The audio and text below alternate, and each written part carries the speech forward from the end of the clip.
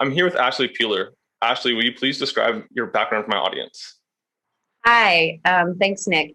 Yes, I am a wellness coach who is specialized in pre and postnatal corrective exercise as well as toxic exposure. So far today, what have you done to detox? It's now around noon your time. Have you done anything specifically or is I'm that perfectly imperfect, okay? I go out to eat sometimes. I don't always question them. Where did you get those mushrooms? Is that wheat GMO free or not? I just normally try to go to, places. I'm in Florida, so I still am able to go out to eat. And I choose places that are farm to table for like-minded individuals. And always start my day off with meditation. So to detox my mind, I drink a glass of water to rehydrate my body because although I've been resting and still, the body needs water. It's also drinking water before you start a meal can also not curb your appetite, but oftentimes people eat because they're thirsty and you don't know it. You think you're hungry, but your body's actually thirsty. So I start with that. And then I don't know if collagen's really hard these days to absorb the older you get, but I like to add collagen in my organic fair trade coffee. So that's normally my morning ritual. So there's a little bit of detox in that. that's fun. I like that morning ritual and I add the same things to my morning organic fair trade coffee that I roast myself. Great.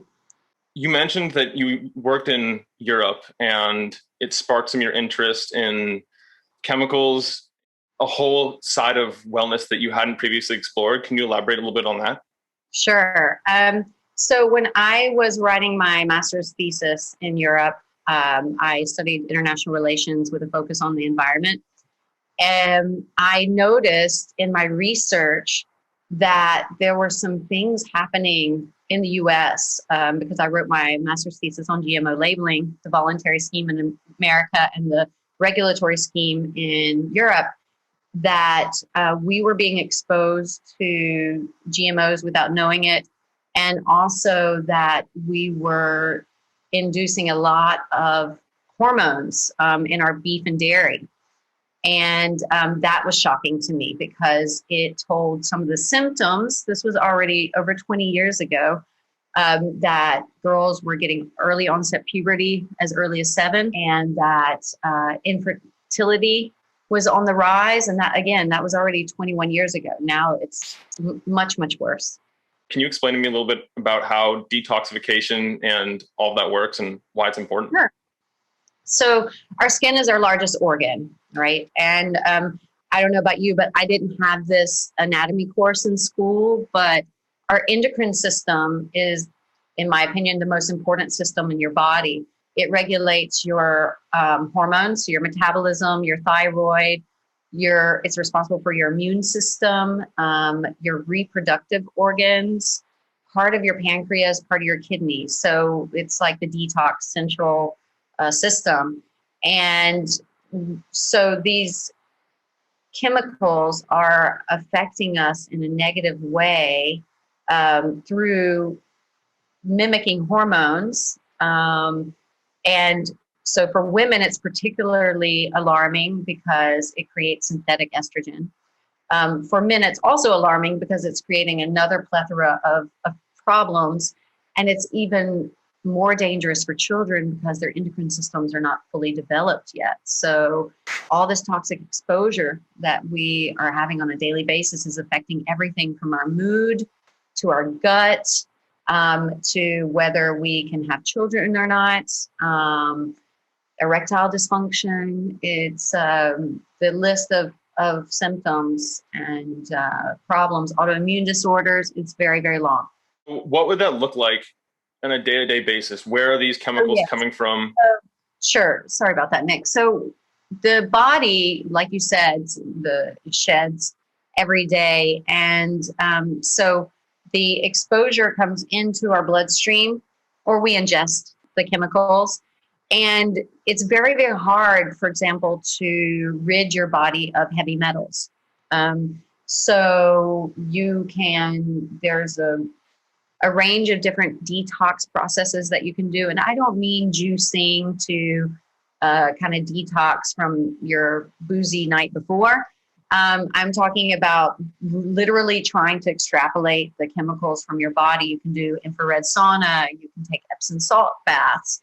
But if not, these chemicals, the skin might shed, but the detox, the chemicals stay in your body and they become part of your system, and your body kind of gets used to them. So it sends signals to your body, for example, to stop metabolizing fat like it did before, or it stops your sleep patterns.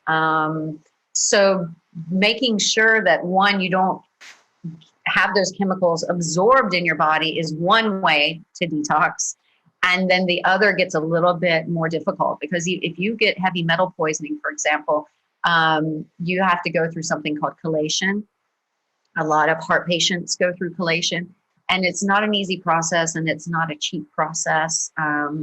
So what you want to do is just avoid the chemicals to begin with, and that way you then don't need to do a detox.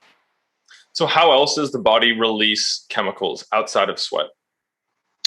Well, through the normal secretion outlets. And, even our breath, like as we inhale something and exhale, the particles, the nanoparticles attach themselves to dust, for example. So we're breathing in the toxins, and then they're not really coming out unless we do something, like I said, to promote getting them out, like Epsom salt baths. And that's that's a very, very small way to reduce toxins, but it's a very effective way for children, for example, because since the skin is our largest organ, and it can help draw out the toxins when bathing. But those are pretty much the only ways that you can get toxins out. And as I've researched detoxification, I've wondered about what I'm exposing myself to on a daily basis. I've been much more critical and scrutinizing things that I never scrutinized before. So for example, this morning, I thought about my water that I drank. I thought about the toothpaste I used, the deodorant I used. What are these common sources? And can you walk through what that looks like for an average person? So let's just start with the waking up. Let's start with the day. So you've slept hopefully 8 hours, maybe 7, maybe 6, and you've laid on a pillow. So that pillow, if it is a synthetic pillow, then you can be 100% sure that it's been sprayed with flame retardants. And flame retardants are known endocrine disruptors. So they already mess with your hormone levels. The sheets that are on top of the pillow, if they're a synthetic material, they also have flame retardants on them. Your mattress, same thing. They've all been sprayed with flame retardants that, for the most part, in some countries have been banned for quite a long time because they're known carcinogens and or endocrine disruptors. These, or they're also called xenoestrogens. So they're synthetic or foreign estrogen that you're inhaling. So then, your pajamas, same thing.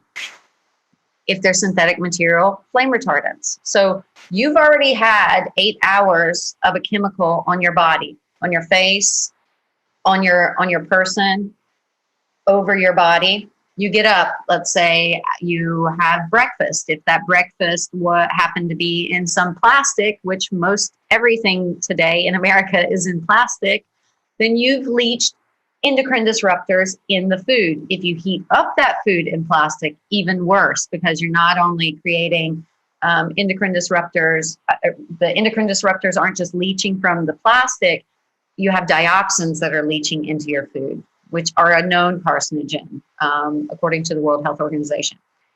Then you want to brush your teeth. So, or let's say you want to have some water. So your water it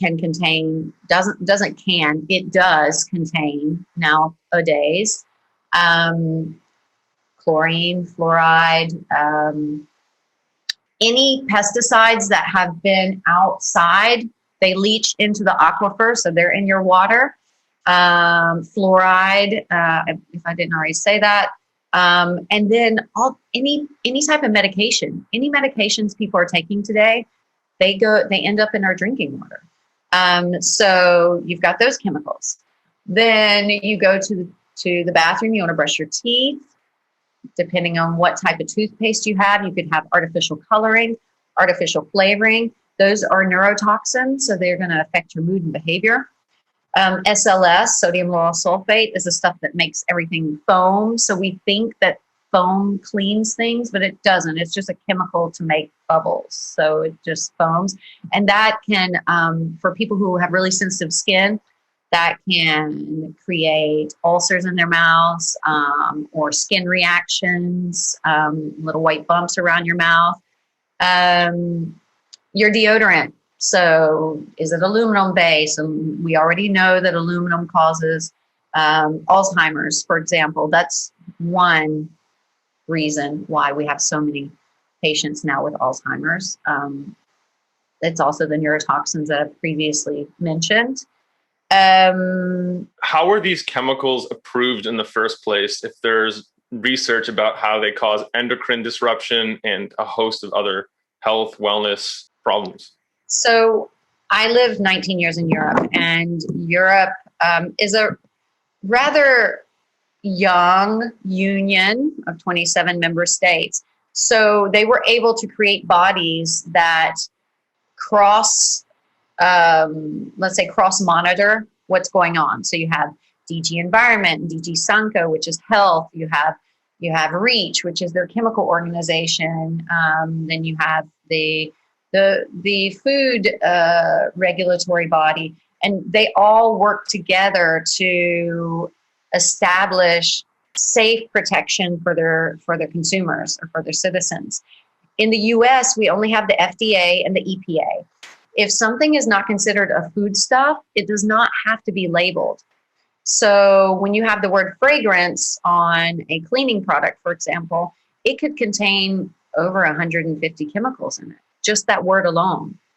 And so, some companies are now what we call greenwashing, where they say it's natural or it's healthy or safe, but there might not be anything safe about it. And we won't know unless you're a concerned citizen and you contact the company, and maybe the company won't even get back to you. It happens to me all the time when I'm curious to know if what type of fragrance, what are they making their fragrance with? And endocrine disruptors, for example, are found in every fragrance. It's the petroleum-based chemical that binds the compound together in order to create that fragrance. It's the same with plastic. You need that chemical to bind the plastic together. So you can bet if something has fragrance in it, for example, you are being exposed to endocrine disruptors without a shadow of a doubt. And the FDA and the EPA have no regulation on stopping those chemicals. I mean, we've seen in the US, I don't know if you're aware of it's still an ongoing court case with Teflon, with DuPont chemicals, because they poisoned an entire city in West Virginia, Parksburg. There's a documentary that was actually made about it called Dark Waters. I highly recommend you watch it if you haven't already seen it. And it talks about Teflon is also they're PFAs. They are also a known endocrine disruptor that they leached into the water sources. So they leached it into a river, and then that goes into the aquifer, and the whole city drank it, or town, and they had every type of illness imaginable, deformations in the children of the line workers for the Teflon pots and pans, all types of cancers, lung, liver, cervical, infertility, hysterectomies, you name it. Anything that has to do with your autoimmune disorders, so many autoimmune disorders, Hashimoto's, Crohn's, celiacs, all these autoimmune disorders, they're all caused by chemical exposure that we unknowingly have been exposed to. And now, we get an opportunity to look at that and really assess what we're putting in our space, particularly now during the pandemic. We're spending more and more time at home. So it might be a blessing for some, because some workplaces are also toxic environments from a chemical exposure standpoint. But 9 times out of 10, we are now living in that space with those chemicals that we not only put on our body every day, but now we're breathing and we're inhaling it as well in our space. To go back to the example from this morning, before I had even left my bed, I had been exposed to a litany of different chemicals and things that I'd rather avoid. How much of those do I actually absorb? And does it differ between something on my skin versus that I put in my mouth? When I see a client and they, for example, I make all my clients do a food log, and I see that they drink a Coke, I tell them, okay, you're probably not going to get sick because of that Coke, but you'll get sick because of the artificial coloring, the artificial flavoring, the container that it's in, unless it's in glass. But even now, we know that glass is also exposing us to toxins. So it's taking all these chemicals and them adding up. Whether you put it in your mouth, whether your skin on material, it doesn't matter. I mean, of course, what you eat and drink is tantamount to what's going to happen to you. It's going to enter your bloodstream much quicker than laying on synthetic sheets all night. But the problem is you're laying on these synthetic sheets consecutively. It's not just one time, and you're spending 6, 7, 8 hours on them. And it's not a matter of, oh, well, I'm going to buy these sheets and then I'll wash them 100 times and then they'll be clean. These chemicals, they don't disappear. They're here for life. We have found these chemicals in Antarctica. There's microplastics in Antarctica. It's everywhere. Wow. I spend probably 8+ hours a day on my computer and using technology. Is there anything I should pay attention to in terms of sources of toxins that I wouldn't even think to look at? Yes. So California has Prop 65, which is let's say a way to protect their citizens a little bit more against chemical exposure. So I'd say California is at the forefront of protecting its citizens, and that's why Californians pay so much taxes. So it's when people are like, why is it so expensive in California? Well, they're actually trying to keep you safe. So I recently bought an external hard drive for my computer, and I pull it out. I can't remember. I think it's a Toshiba. Not to to negative speak about them, but there are other companies that do it as well. And there's a little piece of paper inside when I opened it up from California saying Prop 65. This device has flame retardants on it, essentially. So even your digital devices have flame retardants on them. And but the flame retardants, for me, that's not the real danger for you. It's the electromagnetic radiation. The Bluetooth being right in your ear, having the connection of the satellite coming straight on your person, the cognitive disruption that electromagnetic frequency or radiation does to your body, it is causing insomnia. A lot of people, I know the pandemic has given us more anxiety, but this is next level anxiety now. And it's not just addiction, let's say phone addiction, that, you're scrolling at night because you just can't stop scrolling, or you just can't stop looking at Instagram or TikTok or Snapchat or whatever it is that you're looking at. It's literally the time that you're taking. It's changing. It's altering the way in which we think. And so I tell my clients, 3 hours, 2 hours, at least 2 hours before going to bed, turn the digital devices off. If you can't turn them off because you have a sick family member or your child's out or something like that, okay. But you can also, before you go to bed, you can put it on airplane mode so that you have less communication coming in and out of your sleeping space. That's if you can keep the devices out of your bedroom altogether, even better. I turn my router off at night. Then I mean, it's inevitable. If I look at my phone, there's probably 10 other Wi-Fi connections I could link up to right now. So I'm still being exposed, but I have less exposure. So people don't really know the effects of what, being online so long is doing to us. And unfortunately, for children in particular, now that my son, he takes a computer to school and from school, he's in 6th grade and he does his assignments on his computer now. So I don't even want him on that computer all day, but this is by default the new normal, given part of the school is online. Now it's physical, but with masks, but they still need to turn in their assignments digitally instead of paper.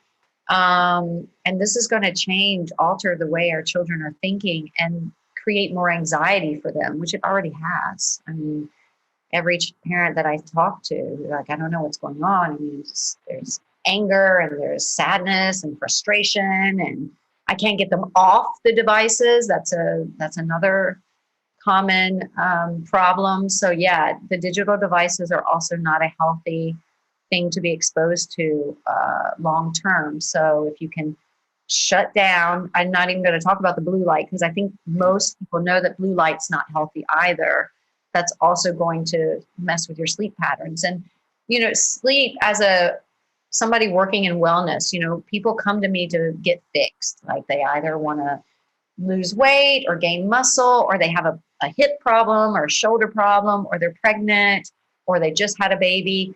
And, I want to help them achieve their goals. And it's not just about exercise and nutrition anymore. It's about how stress hormones are affecting your body and how they might prevent you from metabolizing the way you want, or boosting your metabolism.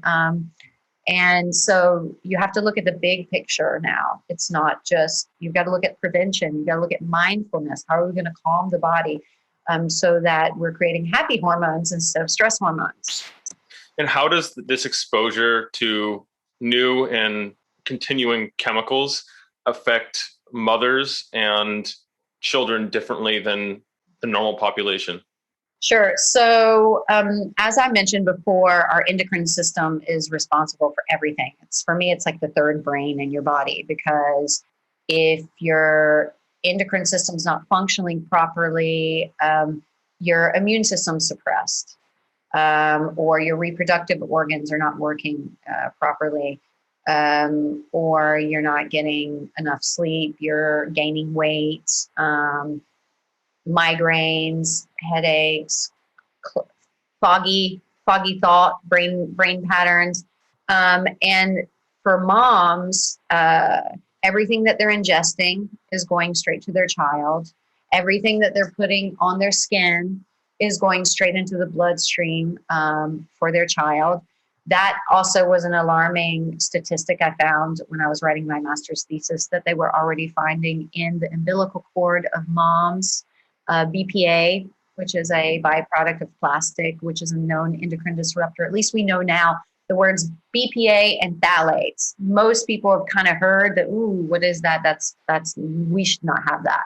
Well, unfortunately, manufacturers now make BPE and BPS. So it's the same thing. It just doesn't say BPE free and BPS free. So they found a way around it. It's another cheap byproduct. But because the babies or children, their endocrine systems are still not fully developed, we are altering their generation and their children's generation through epigenetics, through this exposure. We are evolving children in a different way, because if a girl, for example, because these are synthetic hormones that are being created through these chemicals, has her period at 7, 8, that means she can get pregnant at that time. I mean, this is changing our society as a whole. And that also, what comes with that are the hormones of, maturity and at such a young age, and the body's not fully caught up with the rest of what needs to take place, in a timeline scale of how children develop. So it's really, really important that children are not exposed to things such as fragrances at an early age, nail polish, personal care products. I mean, you can have red lipstick and it be natural. This is a completely organic company. Same as the nails. You can get what you want today in 2021 that isn't just full laden with chemicals. And for girls, because the beauty industry is targeting women more because we purchase more personal care products, we've got to make sure that we're using our purchasing power in a positive way. Because these girls need to also have children. I mean, if we look at the 50, 60 years from now, if they can't reproduce, then who's going to take care of us? As we age and go into another, we'll have a global pandemic, which is what's happening right now. I mean, more girls are being born already all over the world. So it's changing whether we have boys or girls. This is what these chemicals are doing. And it's changing whether women or men are even fertile. So this is a serious issue for girls in particular. When you work with mothers and to-be mothers one-on-one, you incorporate identifying weaknesses of their environment or potential exposures. Do you go through and do a fine-tooth comb to make sure that you're getting all the visible and invisible sources to set them up for success? If they're open to it. I'm not going to tell a mom who loves this one shampoo and conditioner and her perfume that she can't use them anymore. But that's why I don't want to say I separate the two. I work in toxic exposure and I work in corrective exercise. And if the client is open to it, yes. And then I offer them an assessment so I can go into their homes either virtually or physically. And we target, okay, let's eliminate this, phase it out. I normally don't tell people just throw them away because the chemicals are still there. You might as well just finish it out and then recycle the containers. And then make your own, for example. That's an extra opt-in if they want it. But I'm always talking to everyone that will listen, have you looked at your, what type of coffee are you drinking? Or I'll say, do you purchase organic produce? Or what do you store your food in if you have leftovers? Or so there's always ways for me to kind of ask questions, and then my clients are asking me why I'm asking those questions. But it's normally if they're, particularly women, if they can't shed the weight, and we've been doing all different types of workouts that should be reducing their fat visually, let's say, then normally it could be something hormonal. So what are a few practical tips you have for all populations to effectively detoxify, to avoid toxins in the first place so that they don't have to rely on their body to excrete them? 3 things. Filter your water. There's all types of filters out there. Start with one. It doesn't matter which one right now, but make sure your water is filtered. Eliminate fragrance from your life, meaning dishwashing detergent, washing detergent, shampoo, lotion, makeup. Make sure they're essential oil based. And just on the note of essential oils, because there are some essential oils, lavender and tea tree oil, that have plant estrogens in them.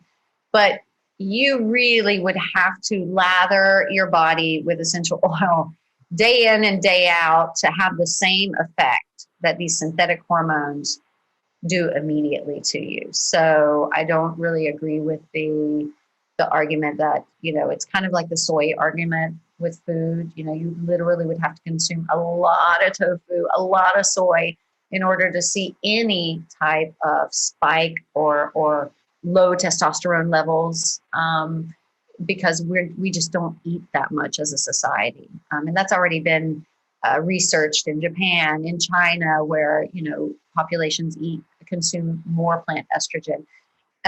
So that's number 2. So filter your water, eliminate all fragrance out of your life, and stop buying plastic, or stop putting things in plastic. This is hard because, you know, you go to the grocery store, whether it's, you know, let's say a cheaper grocery store, or you go to a Whole Foods, it's almost inevitable to leave without something that has been wrapped in plastic or is a container in plastic. But you can start looking, you know, peanut butter, normally you could find in glass instead of plastic. That's just one example. Jam in a jar versus jam in a plastic container. If you have the access to go to a baker, get bread from a baker instead of in a plastic bag. It's just starting to look at how much plastic's in your life. Don't give children plastic toys. Don't give children plastic toys. So I worked on the banning phthalates in toys legislation in Europe. They banned toys. It went into effect in 2001. It took America almost 6 years after that. And we knew that those toys were causing abnormalities in children. So just avoid as much plastic in your home. You can even, I'm not talking about throw out your Tupperware, but I don't use it anymore. You could use it to put maybe crayons in or something, another petroleum-based chemical in them. And you can use old jars, or you can even just use a ceramic bowl and put a plate on top of it. That's no waste and no exposure. You know what I mean? That fragrance is not on the dishwashing detergent, or it's going to leach you. Like you're saying, I think it's prudent to avoid all plastics in the first place, because just when they ban BPA, then BPE and BPS come out, and the label can still tout that it's BPA free, and it is, but the other analogs to it aren't. Exactly. Good recommendations. And for people who are learning about this whole world of the invisible for the first time, how do you recommend they learn more? I know you have a Detox Your Life Masterclass. Can you tell us more about that? And so that's the beauty of the pandemic. I see it as a blessing, not as a curse. I am launching a 6-week How to Detox Your Life Masterclass online. It's going to be in person in Miami, socially distanced, of course, but it's available for everybody else in the world. Now, granted, it's going to be at 7 p.m. Eastern Standard Time. So for Europe, that's a little bit late, but for the rest of the U.S. And Canada, and any expats living further south, you can join online. That's with a local amazing holistic center called Modern Home. And we will go each week on an area in your house to tackle. We'll also be doing a wine tasting. We can even do that virtually, because there's a lot of toxins in alcohol. And that's one of the areas that people overlook, unfortunately. But again, we have plenty of purchasing power, and we can buy other options to reduce those chemicals in that. And so every week there'll be some area to tackle.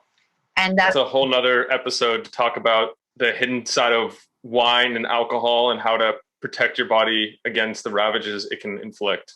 Definitely.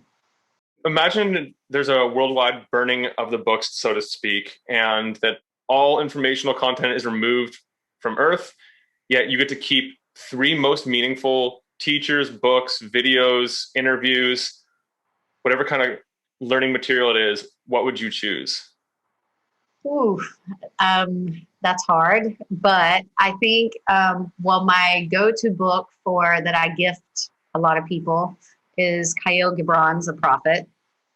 I'm big on self-help books and poetry, and I just think that it's such an old book, but it's so worldly. The advice that he's given, about life in general. And again, I'm working in wellness. I think it's really, really important to focus on the mindfulness aspect of our lives, because digitization has helped us in some ways, but it's also hindered us. It's gotten us away from personability, getting back to being one with nature. And that's calming, and we need that calm in our bodies in order to achieve optimal wellness. So that, from a business standpoint, and I think it could benefit everyone, I absolutely adore James Clear's Atomic Habits. That book changed my life, and helps you with a purpose if you're, you don't really know what you want to do, and it just sets you up again with also a mindfulness practice, how to make time for yourself. Self-care is so important. So that's a great book. And then I think another book that really changed my life is Your Erroneous Zones by Wayne Dyer. Wayne Dyer was an amazing psychologist in America and wrote a plethora of books, self-help books. And Your Erroneous Zones talks about how we are completely accountable for everything we do. So no one makes you mad. You have a choice as to which emotions you're going to tap into. So I can wake up, I can roll out of bed, and I can stump my toe and, already be in a bad mood. Or I can say, well, I should have maybe planted my foot down a little bit differently. I'll be aware of that next time when I get out of the bed. And just seeing the glass half full instead of the glass half empty. So those 3 books probably have definitely changed my life for the better. And I recommend them also to pretty much everyone I talk to when I'm talking about books. Some great reads to add to the book list. Ashley, what's the best way for my audience to reach you? Instagram, Ashley Peeler. My website, Ashley Peeler. LinkedIn, Ashley Peeler. Clubhouse, Ashley Peeler. You can find me. That I'm very active on all social media platforms, because I find that with globalization, it's important that you are able to be contacted from anywhere. I have clients in Europe. I have clients in different time zones. And I can do everything virtually. I'm not going physically yet to see clients. I'm doing it all virtually. And I'm able to cue people effectively to make sure that they are working towards whatever goal that they have set for themselves. And so I would love to hear from anybody through any of those channels. Great. Ashley, it's been wonderful connecting and learning about detoxification. Thank you so much for the opportunity, Nick. Thank you for tuning in to this episode.